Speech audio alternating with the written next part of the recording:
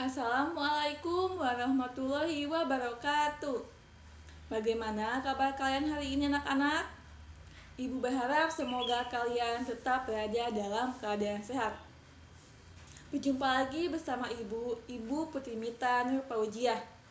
Pada video pembelajaran kali ini, Ibu akan menjelaskan materi mengenai potensi persebaran sumber daya alam kehutanan, pertambangan, kelautan, dan pariwisata di Indonesia.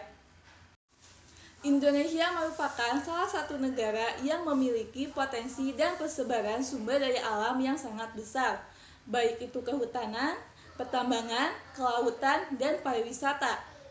Sumber daya alam yang ada tersebut dapat digunakan sebagai salah satu modal untuk memajukan negara dan mensejahterakan masyarakat. Tetapi dalam menjaga kelestariannya, manusia harus dapat menggunakan atau memanfaatkannya secara bijak. Selanjutnya, terlebih dahulu kita akan membahas mengenai potensi dan sebaran sumber daya alam kehutanan di Indonesia. Indonesia memiliki hutan dengan wilayah yang cukup luas. Hutan adalah salah satu wilayah yang ditumbuhi beragam jenis tumbuhan, baik yang bersifat homogen maupun heterogen. Hutan yang bersifat homogen yaitu hutan yang didominasi oleh satu flora, seperti hutan mangrove atau hutan musim. Sedangkan hutan heterogen yaitu hutan yang didominasi oleh beragam jenis spesies, seperti hutan hujan tropis. Hutan di Indonesia tentunya memiliki beberapa fungsi. Yang pertama, fungsi ekonomis. Sumber daya alam yang terkandung di dalam hutan tentunya dapat dimanfaatkan dalam kehidupan. Misalnya, kayu jati, rotan, pinus, dan damar. Kayu jati sendiri dapat diolah sebagai bahan industri atau bahan perabot rumah tangga yang nantinya akan menghasilkan nilai jual tersendiri. 2. Fungsi klimatologis. Hutan tentunya dapat menjaga kestabilan pola iklim dunia, suhu, kelembaban, dan curah hujan. 3. Fungsi edapik. Hutan berfungsi menjaga kesuburan tanah, daun-daun yang jatuh ke tanah, dan daun yang berguguran, sehingga kawasan hutan dapat membentuk serasah dan menjadi humus penyubur tanah. 4. Fungsi hidrologis. Hutan tentunya dapat menjaga kondisi dan kestabilan cadangan air tanah. Cadangan air tanah tersebut tentunya berasal dari air hujan yang nantinya akan diserap oleh akar tanaman. 5.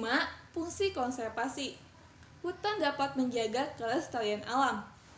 Jika hutan di Indonesia ditebang, maka tentunya akan mengakibatkan bencana. Misalnya seperti terjadinya lahan kritis, kemarau berkepanjangan, cadangan air berkurang, banjir, dan bencana alam lainnya. Selain itu, berdasarkan fungsinya, hutan dapat dibedakan menjadi 5. Yang pertama, hutan produksi, yaitu hutan yang secara alamiah atau sengaja dibudidayakan untuk diambil manfaatnya, misalnya seperti kayu atau getah karet. Kedua, hutan lindung, yaitu hutan yang sengaja dilindungi kelestariannya untuk menjaga dari kepunahan. Ketiga, hutan penyangga, yaitu kawasan hutan yang menjadi wilayah peralihan antara hutan lindung dengan hutan produksi. Keempat, hutan suaka alam, yaitu hutan yang berfungsi untuk menjaga kelestarian flora dan fauna.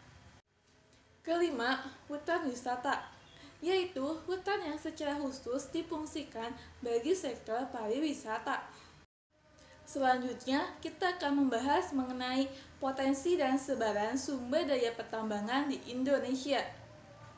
Kegiatan pertambangan merupakan proses pengelolaan dan pemanfaatan bahan-bahan galian yang meliputi kegiatan observasi, eksplorasi, dan eksploitasi. Menurut UU Nomor 11 Tahun 1967 tentang pertambangan, barang tambang atau bahan galian dibedakan menjadi 3 golongan. yaitu ada barang tambang golongan A, barang tambang golongan B, dan barang tambang golongan C. Tambang golongan A. Barang tambang golongan A ini terdiri dari 1. Minyak bumi. Minyak bumi merupakan campuran unsur karbon dan hidrogen, yang disebut juga dengan hidrokarbon yang mudah terbakar. Selain itu juga, minyak bumi termasuk ke dalam sumber daya alam yang tidak dapat diperbaharui. Maka dari itu, kita harus menghemat dalam penggunaannya. Yang kedua, ada gas bumi. Gas bumi dapat ditemukan di ladang atau tambang minyak dan tambang gas bumi. Cadangan gas bumi di Indonesia termasuk ke dalam 6 besar produsen gas dunia. Ketiga, ada batu bara. Batu bara termasuk ke dalam bahan bakar fosil. Batu bara termasuk ke dalam unsur karbon yang mudah terbakar. Batu bara merupakan bahan bakar yang lebih murah jika dibandingkan dengan minyak bumi dan gas bumi. Selain itu juga, kualitas dari batu bara tidak terpengaruh oleh cuaca. Potensi batu bara di Indonesia sangat melimpah, terutama di Pulau Kalimantan dan Pulau Sumatera.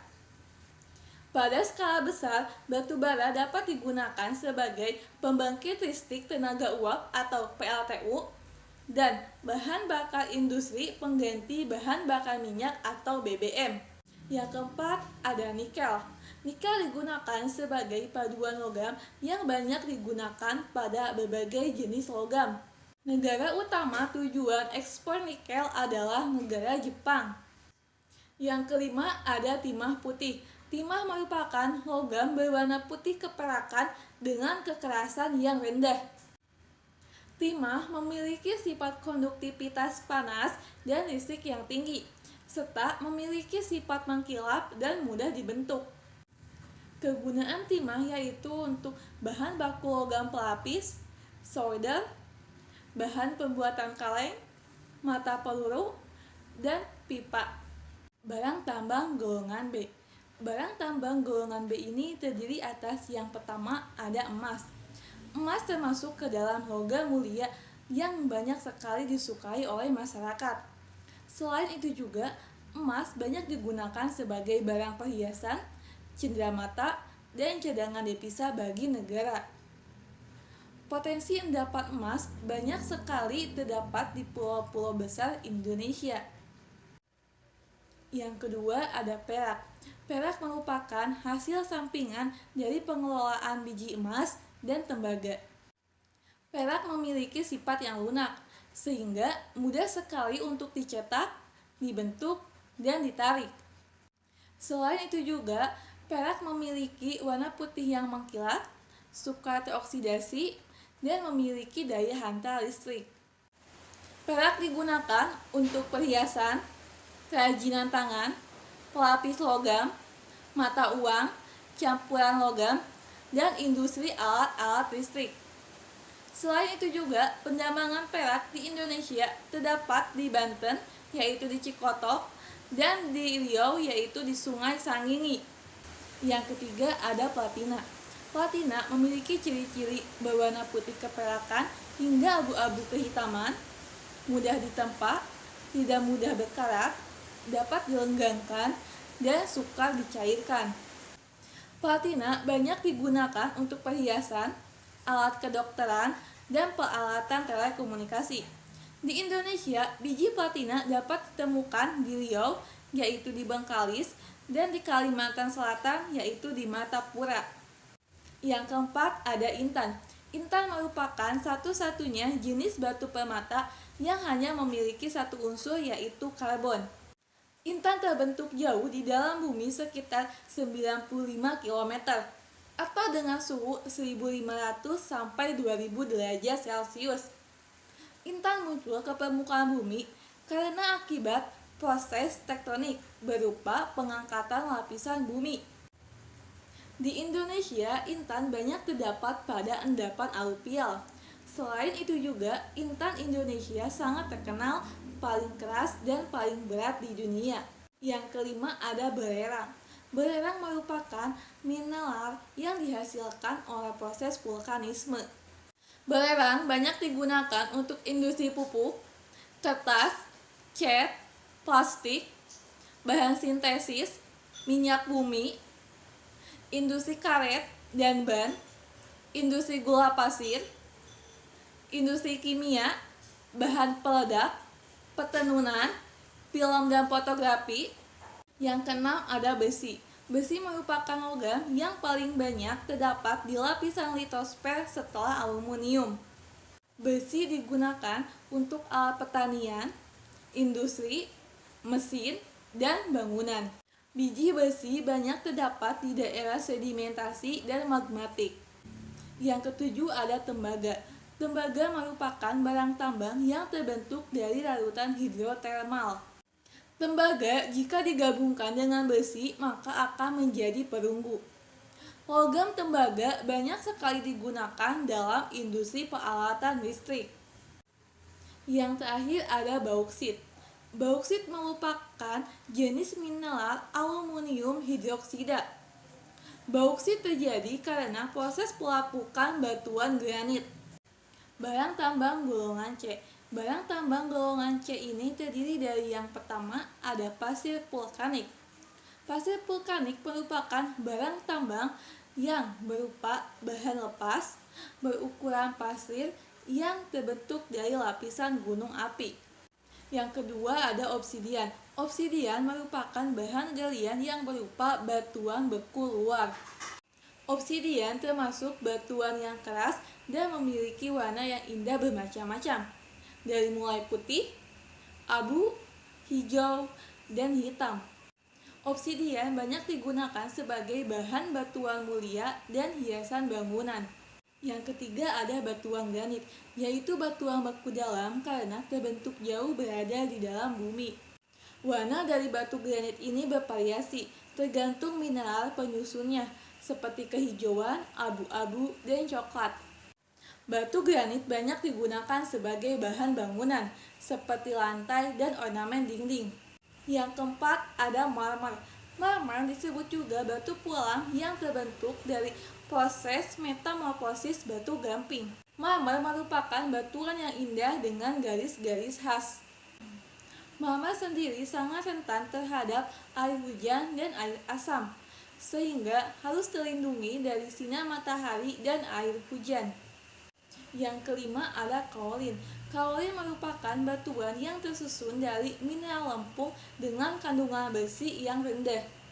Kaolin ini dapat digunakan pada industri kertas, industri keramik, industri karet, industri plastik, industri cat, semen, pupuk, dan bahan pemutih. Yang keenam ada fosfat. Fosfat banyak ditemukan di daerah berbatu gamping atau karst. Ukuran fosfat dari mulai butiran sampai bongkahan dengan warna bervariasi, dari mulai abu-abu, hitam, sampai putih. Fosfat banyak digunakan di bidang pertanian dan industri. Pada bidang pertanian, fosfat digunakan sebagai pupuk. Sedangkan pada bidang industri, fosfat banyak digunakan sebagai dalam pembuatan deterjen. Mangan merupakan bahan galian hasil proses dari hidrotermal. Zeolit banyak digunakan pada bidang pertanian untuk tumbuhan dan hasil tanaman. Pada bidang perikanan, zeolit digunakan untuk mencegah racun ikan. Dan pada bidang peternakan, zeolit digunakan untuk penambah makan ternak. Pasir kuarsa ini dapat digunakan sebagai industri keramik, industri cat, industri karet sebagai bahan pengeras, industri logam sebagai bahan penghilang karat, industri penjernih air sebagai bahan penyaring, industri semen, dan industri gelas atau kaca. Selanjutnya, kita akan membahas mengenai potensi dan sebaran sumber daya kelautan di Indonesia. Sumber daya alam di Indonesia tidak hanya tersebar di daratan saja. Akan tetapi, Indonesia pun memiliki potensi dan sebaran sumber daya kelautan yang melimpah, yang nantinya dapat dimanfaatkan untuk memenuhi kebutuhan hidup. Salah satu sumber daya kelautan Indonesia yaitu sumber daya perikanan. Jenis perikanan di Indonesia dibedakan berdasarkan lokasi penangkapan dan pembudidayaannya. Di antaranya yaitu yang pertama ada perikanan air tawar. Perikanan air tawar ini yaitu perikanan yang dibudidayakan dengan jaring terapung yang dipasang di danau, waduk, dan aliran sungai. Selain itu, ikan air tawar ini juga dapat dibudidayakan di kolam air deras, kolam biasa, atau sawah. Yang kedua, perikanan air laut. Lautan Indonesia memiliki potensi ikan yang besar untuk kesejahteraan rakyat Indonesia. Potensi yang terdapat di laut yaitu berbagai jenis ikan, rumput laut, dan kerang-kerangan. Yang ketiga, perikanan air payau. Ikan yang dibudidayakan di air payau yaitu berupa ikan bandeng dan udang. Saat ini, jenis udang yang banyak dibudidayakan adalah udang windu. Udang ini banyak dibudidayakan dengan jumlah yang besar untuk tujuan ekspor. Indonesia tidak hanya memiliki potensi sumber daya kehutanan, pertambangan, dan kelautan, tetapi Indonesia juga memiliki potensi sumber daya pariwisata yang sangat besar. Pariwisata merupakan salah satu sektor yang sangat penting bagi mempercepat pembangunan di Indonesia. Terdapat banyak potensi yang dapat dikembangkan sebagai objek wisata. Misalnya, hutan yang memiliki berbagai banyak potensi, mulai dari keanekaragaman flora dan fauna, serta keindahan atau keunikannya sendiri. Selain itu juga, potensi satwa komodo yang dikembangkan sebagai objek pariwisata kini telah menjadi perhatian dunia. Potensi lainnya yaitu seperti kekayaan taman laut yang hampir tersebar di seluruh wilayah laut Indonesia. Contohnya yaitu seperti Taman Nasional Bunaken yang sering digunakan wisatawan asing untuk menyelam. Selain itu, masih banyak objek wisata alam lainnya yang memiliki kekhasan atau keunikannya tersendiri. Anak-anak, untuk video pembelajaran materi kali ini, Ibu cukupkan sekian. Semoga video ini dapat membantu kalian agar lebih memahami materi mengenai potensi dan sebaran sumber daya alam kehutanan, pertambangan, kelautan, dan pariwisata di Indonesia. Mohon maaf bila Ibu ada salah kata. Semoga kita dapat berjumpa dalam video selanjutnya. Terima kasih sudah menonton video pembelajaran dari Ibu. Wassalamualaikum warahmatullahi wabarakatuh.